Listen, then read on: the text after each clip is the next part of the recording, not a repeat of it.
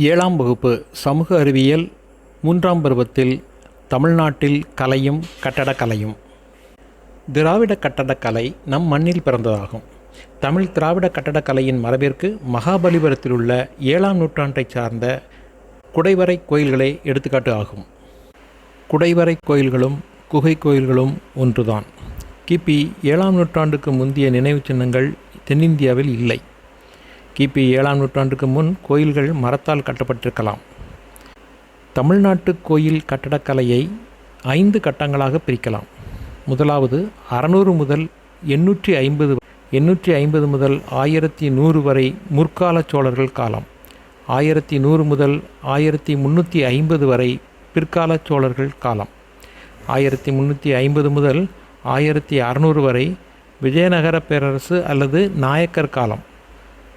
1600க்கு பின்னர் நவீன காலம் என 5 வகைகளாக நாம் பிரிக்கிறோம். முதலாவது பல்லவர் காலம். இவர்கள் காலத்தில் கோயில் கட்டடக்கலை குடைவரை கோயில்கள் எனும் நிலையிலிருந்து கட்டுமான கோயில்கள் எனும் நாட்டத்திற்கு உள்ளானது. குடைவரை கட்டடக்கலைக்கு முன்னோடியாக திகழ்ந்தவர் பல்லவ அரசர் மகேந்திரவர்மன். மகேந்திரவர்மன் உருவாக்கிய முதல் குடைவரை கோயில் மண்டகப்பட்டு குடைவரை கோயில். குடைவரை கோயிலின் முன்புறம் 2 தூண்கள் அக்கோயிலை தாங்கி நிற்கும். குடைவரை கோயில்கள் அனைத்திலும் பின்புறச் சுவற்றில் செதுக்கப்பட்ட ஒரு கருவறையும் அதற்கு முன்பாக ஒரு மண்டபத்தையும் கொண்டுள்ளது. மகாபலிபுரத்தில் உள்ள 7 கோயில்கள் குடைவரை கோயில்களாக அமைக்கப்படாமல் வெட்டி எடுக்கப்பட்ட கற்களை கொண்டு கட்டப்பட்டது. இதில் சிவனுக்கும் விஷ்ணுவுக்கும் என தனித்தனியே 2 கருவறைகள் உள்ளன. துவார பாலகர்கள் எனப்படுவோர் வாயிற் காப்போர். குடைவரை கோயில்கள் அமைக்கும் முறை கிபி 700க்கு பின்னர் மறைந்து பெரிய வடிவிலான கட்டுமான கோயில்கள் தோன்றியது. 7 கோயில்கள் என்று அழைக்கப்படும் மகாபலிபுரம் கடற்கரை கோயில்கள் பல்லவ அரசர் 2ஆம் நரசிம்மவர்மனால் கட்டப்பட்டது. மகாபலிபுரம் கடற்கரை கோயில்கள் தென்னிந்தியாவின் மிக பழமையான கட்டுமான கோயில்களாகும். ஒரே பாறையில் ஒரு கோவிலை அமைக்கும் பழைய முறைப்படி இல்லாமல் கட்டுமான கோயில்கள் பாறை பாலங்களை கொண்டு கட்டப்பட்டன. காஞ்சிபுரத்தில் உள்ள கைலாசநாதர் கோயிலை கட்டியவர் 2ஆம் நரசிம்மவர்மன் எனும் ராஜா சிம்மன். காஞ்சி வைகுண்ட பெருமாள் கோயிலை கட்டியவர் 2ஆம் நந்திவர்மன். தமிழ் திராவிட கோயில் கட்டடக்கலை மரபிற்கு மகாபலிபுரத்தில் உள்ள ஒற்றை கல்லில் செதுக்கப்பட்டுள்ள பஞ்ச பாண்டவ ரதங்கள் எடுத்துக்காட்டு. பஞ்ச பாண்டவ ரதங்கள் என்பது திரௌபதி ரதம், தர்மராஜா ரதம், பீம ரதம், அர்ஜுன ரதம், நகுல சகாதேவர்கள் ரதம். இந்த ரதங்களில் குறிப்பாக அர்ஜுன, பீம, தர்மராஜா ரதங்களின் வெளிப்பாடக்குழிகளாலும் பூவணி வேலைப்பாடுகளாலும் அலங்கரிக்கப்பட்டுள்ளன. மாடக்குழிகள் ஆண் பெண் தெய்வங்கள், அரசர்கள் ஆகியோரின் சிற்பங்களையும் புராண காட்சிகளை சித்தரிக்கும் சிற்பங்களையும் கொண்டுள்ளன.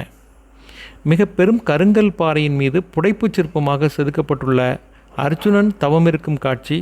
அர்ஜுனன் தவமிருக்கும் கலைப்படைப்பு பாறை ஏறத்தாழ 100 அடி நீளமும் 45 அடி உயரமும் உடையது. 1984இல் கடற்கரை கோயில் வளாகம் உட்பட மாமல்லபுரத்தில் உள்ள நினைவு சின்னங்களும் கோயில்களும் மொத்தமாக உலக பாரம்பரிய இடம் என யுனெஸ்கோவால் அங்கீகரிக்கப்பட்டது. யுனெஸ்கோ என்பது United Nations Educational Scientific and Cultural Organization. 1945ஆம் ஆண்டு இது உருவாக்கப்பட்டது.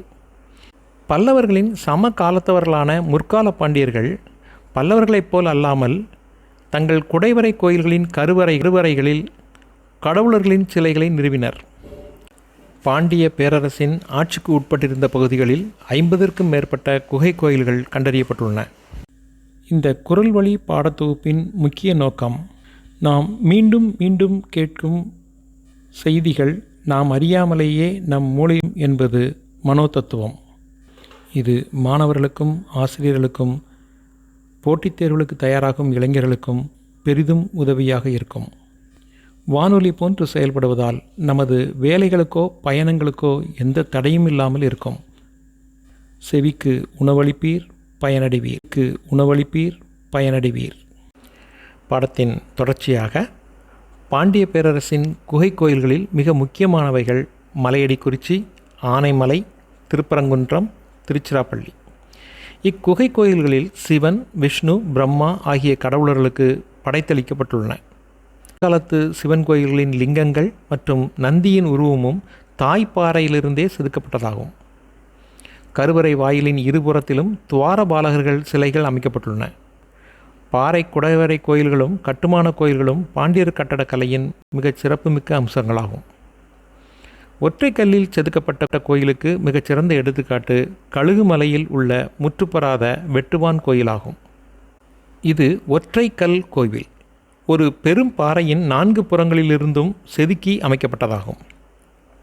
கழுகுமலை கோயிலின் உச்சியில் உமா மகேஸ்வரர், தட்சிணாமூர்த்தி, விஷ்ணு, பிரம்மா சிற்பங்கள் உள்ளன.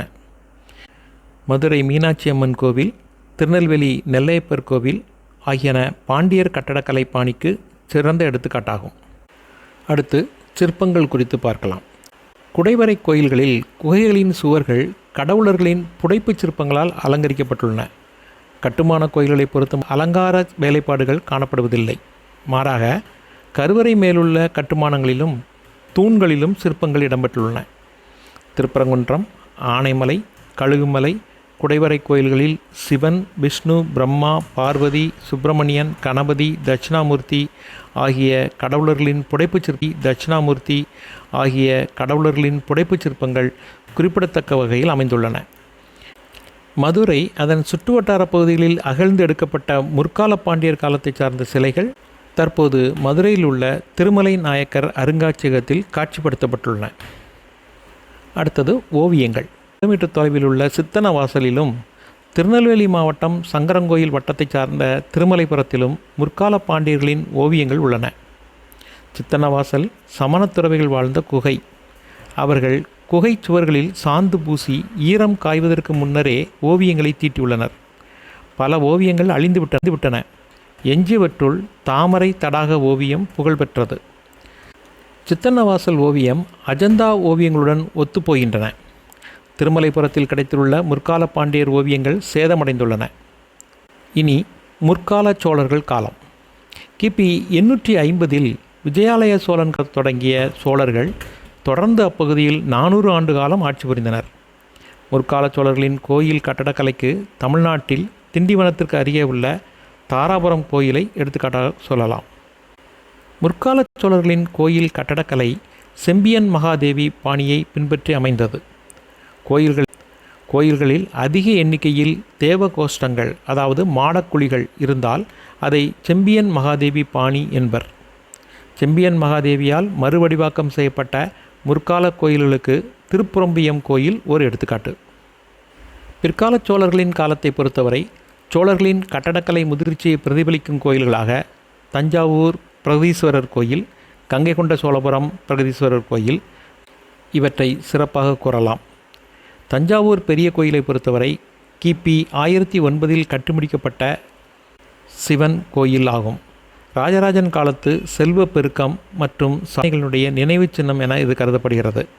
தஞ்சாவூர் பெரிய கோயிலுடைய விமானம் 216 அடி உயரம் கொண்டதாகும்.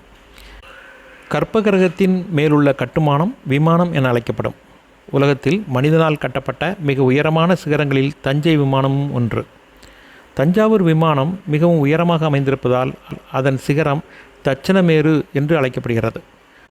இக்கோயிலில் உள்ள நந்தியினுடைய சிலை 16 அடி நீளமும் 13 அடி உயரமும் கொண்ட ஒரே பாறையில் செதுக்கப்பட்டது. பாண்டியர்கள் எழுச்சி பெறும் வரை சுமார் 250 ஆண்டுகள் கங்கை கொண்ட சோழபுரமே சோழர்களின் தலைநகரம். இங்குள்ள பிரகதீஸ்வரர் கோயிலினுடைய உயரம் 55 மீட்டர். கங்கை கொண்ட சோழபுரம் கோவிலில் சண்டிகேஸ்வரர், கணேசன், மகிஷாசுர மர்தினி சன்னதிகள் உள்ளன. இன்ஃபோஸ்ட்ரைட்ஸ் சேனலின் குரல் வழி பாடத்தொகுப்பினை தக்கானை கிளிக் செய்து பயன்பெற வேண்டுகிறோம். பாடத்தின் தொடர்ச்சியாக தாராசுரம் கோயிலின் சிறப்பு. கும்பகோணம் அருகே உள்ள தாராசுரத்தில் பிற்கால சோழர்களின் கோயில் உள்ளது. இக்கோயில் ஐராவதீஸ்வரர் அதாவது இந்திரனினுடைய யானை வழிபட்ட கடவுள். இக்கோயிலை கட்டியவர் 2ஆம் ராஜராஜன். ஐராவதீஸ்வரர் கோயில் மகாமண்டபம் வடிவத்தில் மிகப்பெரியது. தேர் போல காட்சியளிக்கிறது. மகாமண்டபத்தின் கீழ்ப்பகுதியில் 4 சக்கரங்கள் வடிவமைக்கப்பட்டுள்ளன. கருவறையிலும் தூண்களிலும் புராண இதிகாச கதாபாத்திரங்களின் சிற்றுருவங்கள் செதுக்கப்பட்டுள்ளன. பிற்கால பாட்டு 13ஆம் நூற்றாண்டைச் சார்ந்த பிள்ளையார்பட்டியில் உள்ள குடைவரை கோயில். இது தமிழ்நாட்டில் காரைக்குடிக்கு அருகே உள்ளது. பிள்ளையார்பட்டி கோயிலின் நுழைவாயிலை பார்த்த வண்ணம் அழகான கணேசனின் வடிவம் செதுக்கப்பட்டுள்ளது. தேசி விநாயகம் என குகை கல்வெட்டில் செதுக்கப்பட்டுள்ளது. 2 கைகளை கொண்டுள்ள கல்வெட்டில் செதுக்கப்பட்டுள்ளது. 2 கைகளை கொண்டுள்ள கணபதியின் தும்பிக்கை வலதுபுறமாக திரும்பியுள்ளது. அடுத்து விஜயநகர காலம். விஜயநகர அரசர்களின் ஆட்சி காலத்தில் புதிதாக கோயில்களில் மண்டபங்கள் கட்டும் முறை உருவானது. ஆண்டுதோறும் மண்டபத்தில் கடவுள் திருவுருவச் சிலை காட்சிப்படுத்தப்படுகிறது. மண்டபத்தின் ஒற்றை கல் தூண்களில் குதிரைகள், சிங்கங்கள், கடவுள் சிற்பங்கள் ஆகியன இடம்பெற்றுள்ளன. காஞ்சிபுரம் வரதராஜ பெருமாள் கோயில், வேலூர் ஜலகண்டேஸ்வரர் கோயில் கல்யாண மண்டபங்கள் சிறப்பு வாய்ந்தது. மதுரை கோயில் மண்டபம் மிகவும் புகழ்பெற்றதாகும். 15ஆம் நூற்றாண்டு முதல் 17ஆம் நூற்றாண்டு மற்றும் நாயக்க கட்டடக்கலையின் முக்கிய கூறுகள் அழகூட்டப்பட்ட மண்டபங்களும் அலங்கரிக்கப்பட்ட தூண்களும் இயற்கை வடிவிலான சிலைகளும் கோபுரங்களும் பிரகாரங்களும் இசைத்தூண்களும் மலர் அலங்கார வேலைப்பாடுகளும் கல்லாலேயே செய்யப்பட்ட சாளரங்களும் ஆகும். கோயில்களோடு சேர்த்து தெப்பக்குளங்கள் அமைக்கப்பட்டன. கோயிலுக்கான நுழைவு வாயில்கள் 4 புறங்களிலும் மிக பெரும் கோபுரங்கள் கட்டப்பட்டன. சிற்பங்களோடு கூடிய மாடக்குழிகளை அமைக்கும் பழக்கம் நாயக்கர் காலத்திலும் தொடர்ந்தது. பெரிய வடிவங்களிலான புடைப்புச் சிற்பங்களை அமைக்கும் முறை அதிகரித்தது என்பதை திருநெல்வேலி மாவட்டம் திருக்குறுங்குடி அழகிய நம்பி கோயில், திருவரங்கம் ரங்கநாதர் கோயில் வளாகத்தில் உள்ள கோபாலகிருஷ்ணர் கோயிலில் காண முடியும். ஆழ்வார் திருநகரியில் ஆதிநாதர் கோயில் தெற்கு விழா மண்டபம், திருநெல்வேலி நெல்லையப்பர் கோயிலின் முகப்பில் மேற்கூரையுடன் அமைந்துள்ள புகுமுக மண்டபம் ஆகியன குறிப்பிடத்தகுந்த எடுத்துக்காட்டுகள். நாயக்க கட்டடக்கலையின் மண்டப கட்டடக்கலைக்கு எடுத்துக்காட்டு மதுரை மீனாட்சி சுந்தரேஸ்வரர் கோயிலில் அமைந்துள்ள ஆயிரங்கால் மண்டபம், புது மண்டபம், திருக்குறுங்குடி நாங்குநேரி வானமாமலையார் கோயில் ஆகியவற்றில் உள்ள ரதி மண்டபம் இக்கால மண்டப கட்டடக்கலைக்கு மிகச்சிறந்த உதாரணம். ஒற்றைக்கல்லில் மிகப்பெரிய யாழி குதிரை வடிவச் சிலைகள் உருவாக்கப்பட்டன. அவற்றில் புராண இதிகாச காட்சிகள், அரச குடும்ப உறுப்பினர்களின் இயற்கை வடிவ அளவிலான முழுமையான உருவங்கள், சாதாரண மனிதர்களின் வடிவங்கள், விலங்குகள், பூ வேலைப்பாடுகள் ஆகியவை செதுக்கப்பட்டன. விஜயநகர நாயக்கர் கட்டடக்கலையின் விஜயநகர நாயக்கர் கால கண்ணையும் கருத்தையும் கவரும் கலைப்படைப்புகள் வேலூரில் உள்ள ஜலகண்டேஸ்வரர் கோயில், திண்டுக்கல்லின் தாடிக்கொம்பு கோயில், திருநெல்வேலி மாவட்டம் கிருஷ்ணாபுரம் கோயில், தஞ்சாவூரில் உள்ள பெரிய கோயிலுக்குள் உள்ள சுப்பிரமணிய சாமி கோயில். விஜயநகர நாயக்கர் கால ஓவியங்கள் காஞ்சிபுரம் வரதராஜ பெருமாள் கோயில், மதுரை கூடல் அழகர் கோயில், ஸ்ரீவில்லிபுத்தூர், திருவெள்ளரை, அழகர் கோயில், திருவண்ணாமலை, திருவரங்கம் ஆகிய ஊர்களில் காணப்படுகின்றன. இதில் இதிகாச கதைகள், இராமாயண காட்சிகள், அரண்மனை காட்சிகள் இடம்பெற்றுள்ளன. கிபி 1600க்கு பின்னர் நவீன அழைக்கப்படுகிறது. மதுரை நாயக்க அரசின் சிற்றரசர்களாக இருந்து ராமநாதபுரம் பகுதியை ஆண்டு வந்த சேதுபதிகள் ராமேஸ்வரம் ராமநாத சுவாமி கோயிலின் கட்டடக்கலைக்கு பெரும் பங்களிப்பை செய்துள்ளனர். உலகிலேயே மிகவும் நீளமான கோயில் பிரகாரங்கள் ராமேஸ்வரம் ராமநாத சுவாமி கோயில் பிரகாரமாகும். இக்கோயிலின் பிரகாரம் 3 சுகாரம் ஏறத்தாழ 7 மீட்டர் உயரம் கொண்டது. வெளிப்பிரகாரத்தின் கிழக்கு மேற்கு பிரகாரங்கள் 120 மீட்டர் நீளம் உடையதாகும். வடக்கிலும் தெற்கிலும் உள்ள பிரகாரங்கள் 195 மீட்டர் நீளம் உடையது. வெளிப்பிரகாரத்தை தாங்கி நிற்கும் 1200க்கும் மேற்பட்ட தூண்கள் தனிச்சிறப்பு கொண்டன. பெரும்பாலான தூண்கள் அலங்கார வேலைப்பாடுகள் நிறைந்தவை.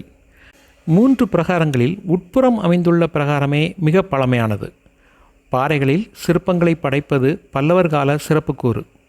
முற்கால சோழர்களின் காலம் பேரழகு மிக்க விமானங்களுக்கு பெயர் பெற்றது. பிற்கால சோழர்களின் காலம் பொலிவுமிக்க கோபுரங்களுக்கு புகழ் பெற்றது. மண்டபங்கள் விஜயநகர காலப்பகுதியினுடைய தனிச்சிறப்பு. நவீன காலத்தில் பிரகாரங்களுக்கு முக்கியத்துவம் அளிக்கப்பட்டன. இத்துடன் இந்த